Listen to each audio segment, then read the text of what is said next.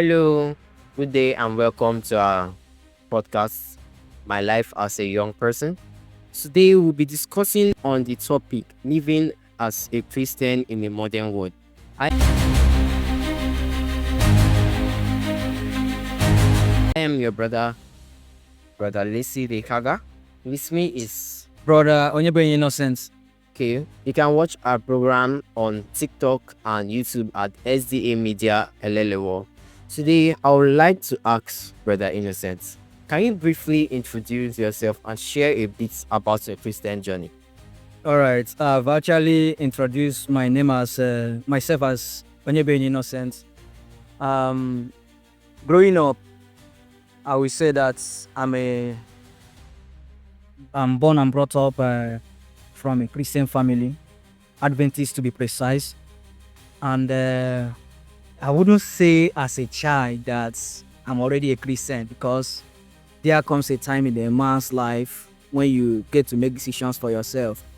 I got baptized by the year 2010, and I wasn't fully committed as a Christian. I was like, a church member, an Adventist, but I wasn't really committed. But while growing up, one thing I know is that I was deeply involved in the things of God, youth ministry, by a lot of programs. In fact, persons were calling me a young pastor.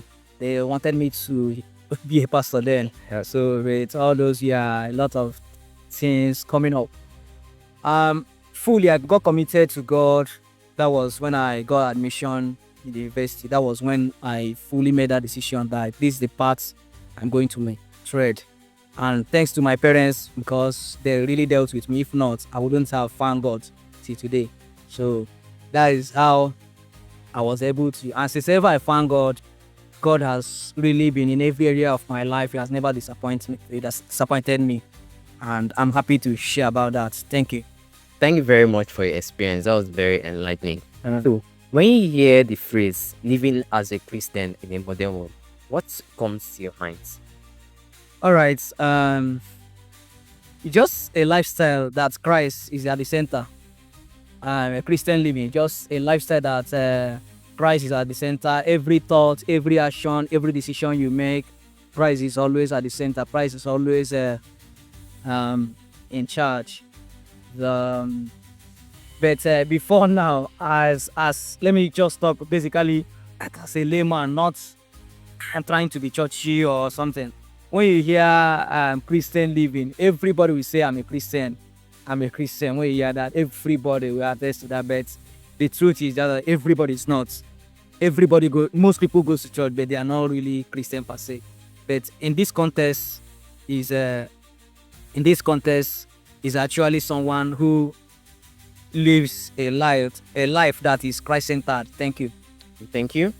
Do you think it's harder to live as a Christian today than when it was when you were younger? Okay. I think okay. All right. I actually think that yes, at every era and every stage of life and every century, there has posed a greater challenge those era actually face. I wouldn't say it is easy. I wouldn't say it is difficult. But the only thing I will actually say for now is that in this our modern world, we have access to information. Yes. We have access to more bad information. So, in fact, programming. If I'm a good person, I'm a good person because of I'm being programmed, because of what I hear, what I see. So if in this our modern era, I hear more bad things, it also affects me. So I will say that in this our own era, Christians, we are exposed to a lot of bad things more than then, and which can actually affect the way we react or live our life as a Christian. So a bit, I would say that it's more difficult. It's more difficult. That's what I can say today. It's more difficult today. Yes, it's Christian than when. Yes. Yeah. Maybe later we'll explain in details later. Okay. Yeah. What changed that? What changed today? Is it technology, social media, or culture? Why? That's what makes it more challenging. Yeah. Social media. social media and with and cultural values. I will okay. Let me not social media basically because with as a youth, let me just be precise. Someone that have a smartphone, you browse, you go to social media, Facebook, Twitter. All like those days, you get access to information when someone travel from a place and come and tell you someone died. Yeah. Someone raped someone, this happened, someone did this and that. But you can see an information that you have in a year over those days, in 1 week, in this our own era, you can get such of information loaded in your head. So you be processing it, and before you know it, you tend to make people make decisions based on what they already know. It's not because of what they don't know. So when you are programmed with those type of information, you tend to act towards what you know.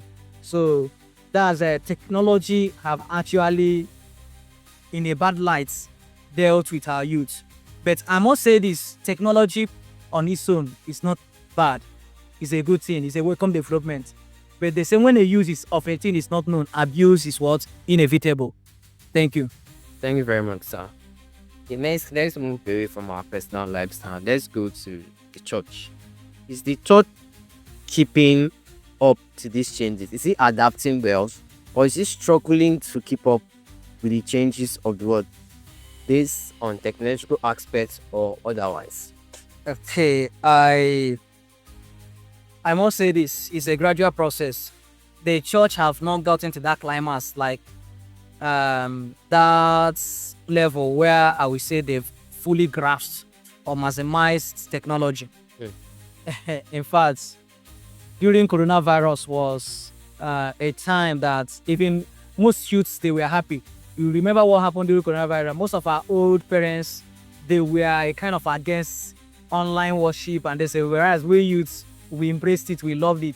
So there are a lot of programs that you can't have the attention of the youths coming here physically, but once you engage them socially through the social media technological aspect of the lesson, they will be fully what engaged because this is already what they know. Remember I told you that people tend to act based on what they know, not based on what they do. That's why you see an elder struggling with the new thing because he doesn't know this present this thing. He always want to act based on those old patterns. Yes. So the church currently struggling, while I would say in the area of leadership, when you come to a church and you have most of the leaders as elderly people, it tends to affect the decision they make. So my advice or something for church or church leaders is also to tend to involve young people in terms of leadership so that they will bring their innovative experiences into worshiping God. People can post online, preach online, post sermons, daily updates about this that can actually defy the soul, not just the other content that is ungodly posted. So the church is trying. It's a gradual process, but I will say that they've not gotten to that level where I would say that They're keeping up. they're keeping up. Yeah, But they're not, trying. they are trying. Yeah. It's a process. Okay. So, our parents, the older generation, Yes. the elders, Yes. now, how can they support us, or how can they help the younger generation now be better Christians? How can we be better Christians? How can the older generation help us? You know, the truth is parenting is actually a very difficult task. It's not as easy as it is. And always say you can't give what you don't have. That's just the truth. So each and every parent that is hearing my voice, at the sound of my voice, what I will let you know is that first of all, don't fight a revolution. Don't fight change when it comes. Don't fight it. When your child is telling you, Daddy, Mommy, I need this for a particular, maybe to have knowledge, to have access, instead of always denying, give access and control. Okay. When you give the child access, you control it. Yeah. Instead of outrightly denying the child that thing. Because the truth is just that I was talking with one of my friends. I told him that Parents also are trying on their own at home, trying to train their children. But what happens when they go out there in school? Parents doesn't have control over them in school. They have access to these phones, smart they can hear things and that. And you might be thinking that I'm trying, my child doesn't have phone. Some parents are still boasting that their child is up to 18, they doesn't have phone, or they don't really know that when they go out there, they operate and watch pornographic movies and other things out there. So instead of denying outright, to give access and control them and control those access. So what I will tell every parents at the sound of my voice is that you should actually embrace change. Embrace change. Don't use your olden method where the way you were brought up to train your child. Give them access, give them control, and monitor them in everything they are actually doing. Then in terms of Christianity, let them know their friends. Peer pressure is one of the major challenge we are having.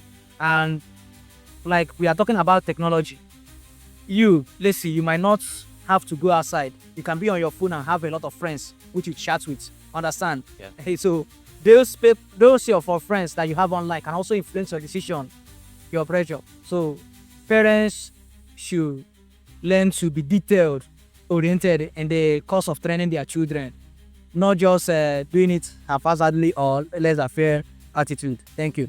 Yeah, thank you, sir.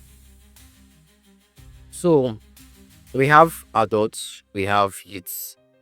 So some people may not be parents, some people may not have their own children to kind of give advice. So what will you give to, you're not married?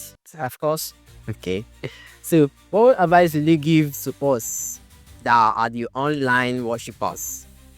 How can we be active? Because we may want to worship online, but we may not have that zeal to always come there. Maybe we come on Sabbath. We may not want to come on Wednesday midweek service or the Vesper service. So what advice will you give us as modern people now to worship and the constant